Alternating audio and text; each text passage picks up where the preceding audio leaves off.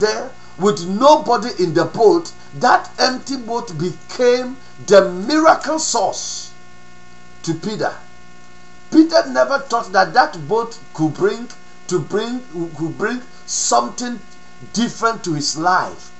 But that day, because Jesus had the privilege of getting into that boat, things began to change for that old fisherman. Maybe that is how your life has been. You have lived your life for so many years, so many months, so many days, that you were expecting to see something, but nothing is showing up. But I want you to know that year ahead, Jesus is going to be in that your boat. If you give him the privilege of coming to sit in your boat, then there will be peace. Let me show you another thing about a boat. There was this man, the same Peter and the other disciples. In another story, they were in the boat. And Bible says when they were in the boat and were crossing over the same lake of the Sea of Galilee, the lake of Gennesaret, they were crossing the Sea of Galilee to the other side. And suddenly they encountered a storm. And when they encountered a storm, they did everything they knew to do. Yet the storm was beating them down. But something miraculous happened. While they were struggling, they saw somebody walking on the sea. They saw somebody walking majestically on the sea coming. And they thought they've seen a ghost. But at a point they came to find out that it was not a ghost, but it was Jesus. And when you read that passage, the Bible says, the moment Jesus stepped into the boat, the wind became still. All Jesus needs from you is a permission for him to come into your boat. If Jesus comes into your boat, it doesn't matter how you have struggled in your life, how you have waited to see a miracle. His presence in the boat is a key for you that you are getting into a miracle. It's a key to you that very soon you come into your period of harvest and you see a great release, a great provision from God. Our God is Jehovah Jireh, the Lord our provider. When it comes into an empty boat, he makes the empty boat a boat that is filled with abundance. That is what he does. So Bible says he saw them.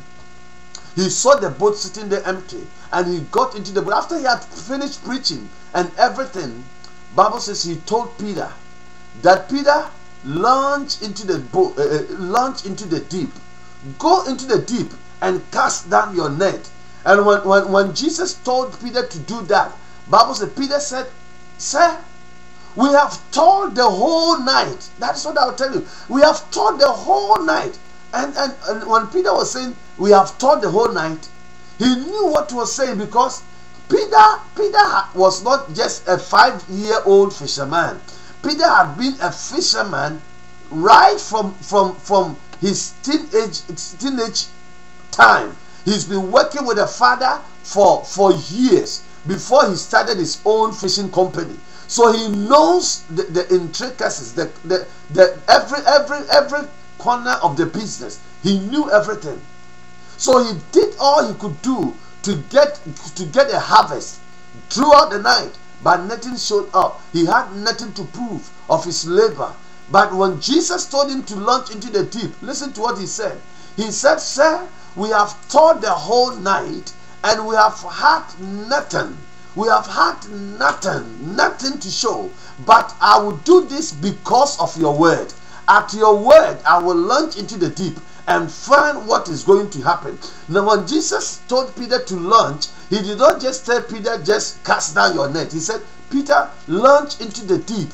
Why was Jesus telling him to launch into the deep? When you go to Psalm 107, verse 23 and 24, Bible says that those who go down to the sea in ships, who do business in great waters, they see the works of the Lord and his wonders in the deep. So Jesus knew this scripture, and Jesus knew that the wonders of the miracle that Peter is in need of It's not at the shallow places. It's in the deep places. Now, I want you to know, the year 2010, if you want to encounter a great harvest and a great miracle, begin to go to the deeps. In your fasting, begin to go into the deeps. In your prayer life, begin to go into the deeps. In your giving life, begin to go into the deeps. Stop the shallow Christian behavior, where you go to church and you go late, and use your work as an excuse. Where you go to church and you will not even wait for them to close, then you go because you said you went to overnight and you are tired, you are sleepy. No, go into the deeps. Go into the deeps. When it is prayer time, you'll be praying and you'll be sleeping at the same time. You'll be praying and watching television at the same time. Oh, come on.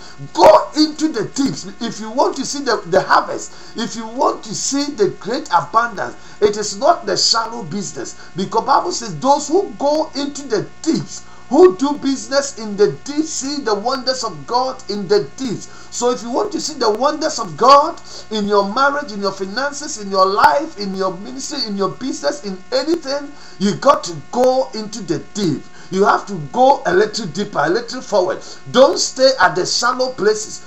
Go into the deeps, and your going into the deeps will bring you face to face to the wonders, to the miracles, to the powerful things that God wants to do for your life.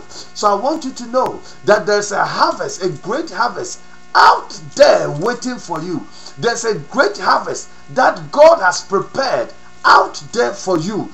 But until you launch into the deep, until you go a little further, a little beyond the daily things that you have been doing, you will never see it. I challenge you tonight that you will desire, your passion will grow stronger, that you will go into the deep, even the deeper of the deep, so that you can see the wonders of God concerning your marriage, concerning your children, concerning your work, concerning your Christian life, concerning your relationship. You will see the wonders of God because you launched into the deep. You got to launch into the deep.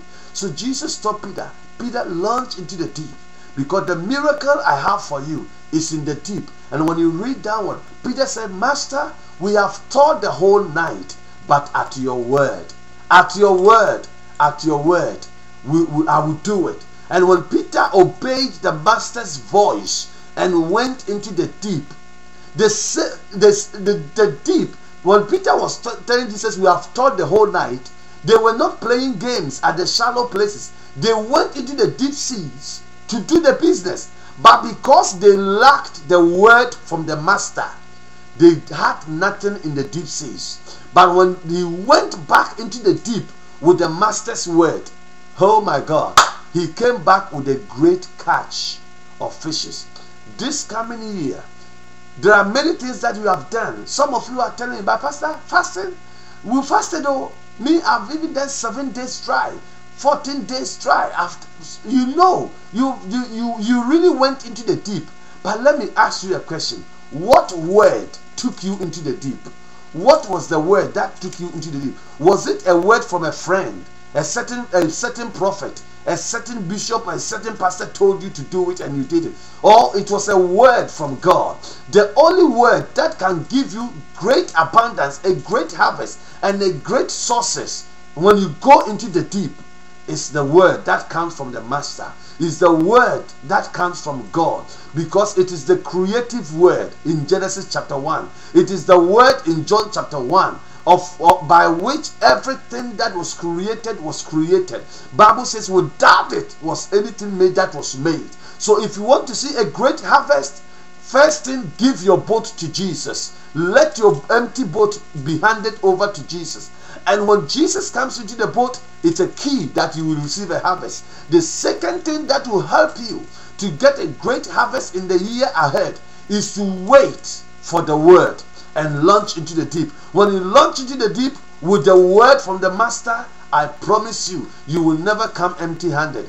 2010, I prophesy over you that you will never walk empty-handed, because the master's word will sustain you. The master's word will cause your seed to grow. The master's word will establish everything that you've started to do and will give you a great harvest. I want you to begin to pray right now. If you can hear my voice, I want you to begin praying that